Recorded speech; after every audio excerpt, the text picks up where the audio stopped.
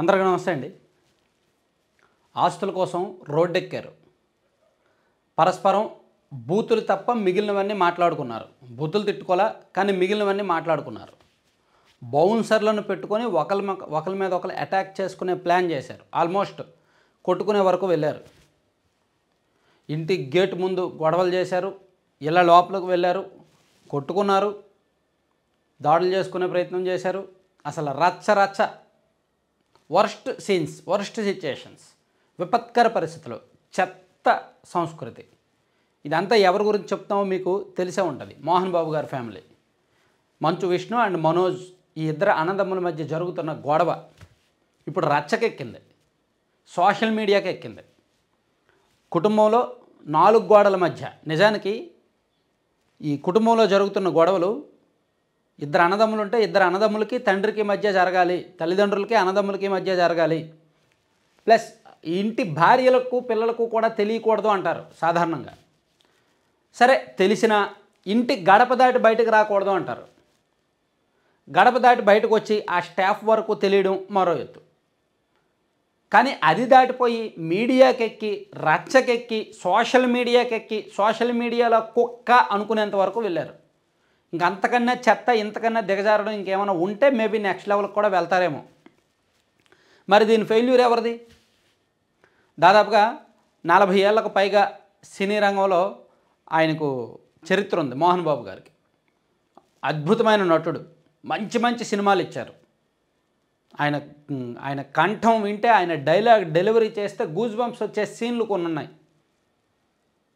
చరిత్ర తిరగరాసిన సినిమాలు కొన్ని ఉన్నాయి. ఎంత పెద్ద డైలాగ్ అయినా అవలేలగా చెప్పగలడనే పేరుంది.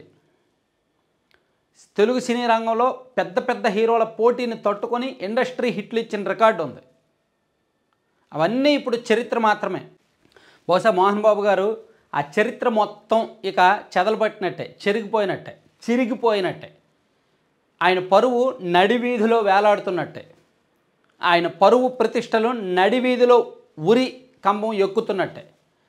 కన్న కొడుకులు ఇద్దరు కూడా సోషల్ మీడియా రచ్చకెక్కి కుక్క అని సంబోధించుకుంటున్నారంటే ఇంక అంతకన్నా అసహ్యం ఇంకేమైనా ఉందా? అంత సెలబ్రిటీ ఫ్యామిలీ, అంత లెజెండ్ ఫ్యామిలీ.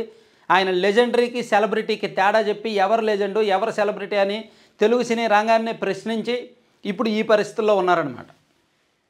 రీసెంట్ ట్వీట్లు చూడండి. మంచు విష్ణు అండ్ మంచు మనోజ్, వీళ్ళిద్దరు రీసెంట్ ట్వీట్లు చూడండి.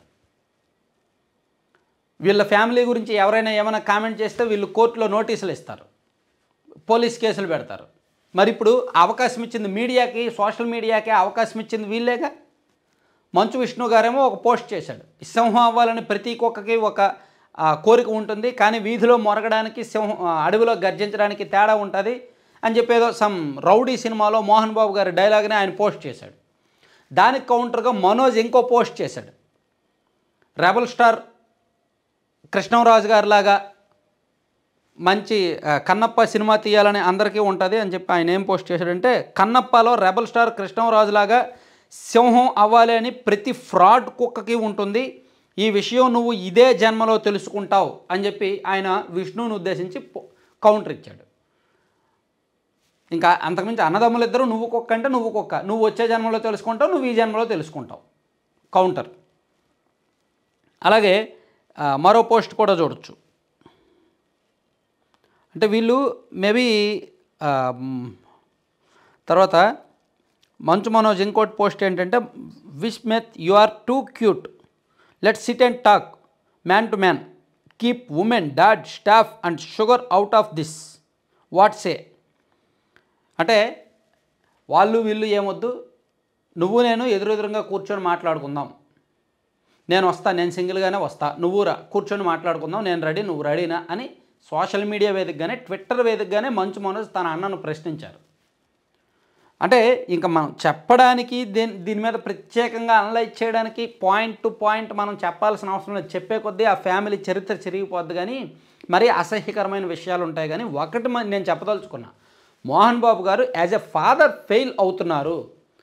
అంత క్రమశిక్షణ ఫ్యామిలీ అని, మా అంత క్రమశిక్షణ ఫ్యామిలీ ఈ భూమి మీదే లేదని, మా అంత మంచి పుత్రరత్నాలు ఈ ప్రపంచంలో లేరని, సెల్ఫ్ డబ్బాలు కొట్టుకొని డబ్బాలు పగిలిపోయి చివరికి మీడియా మైకులు అరుస్తున్నాయి మీ ఫ్యామిలీని టార్గెట్ చేస్తూ. మోహన్ బాబు గారికి ఇంకా వయసు ఉంది, ఓపిక ఉంది, కామన్ సెన్స్ ఉంది, తెలివి ఉంది, చరిష్మా కూడా అలాగే ఉంది. కాబట్టి ఆయన మాత్రమే పరిష్కరించాలి ఇద్దరు అన్నదమ్ముల మధ్య వచ్చిన గొడవని.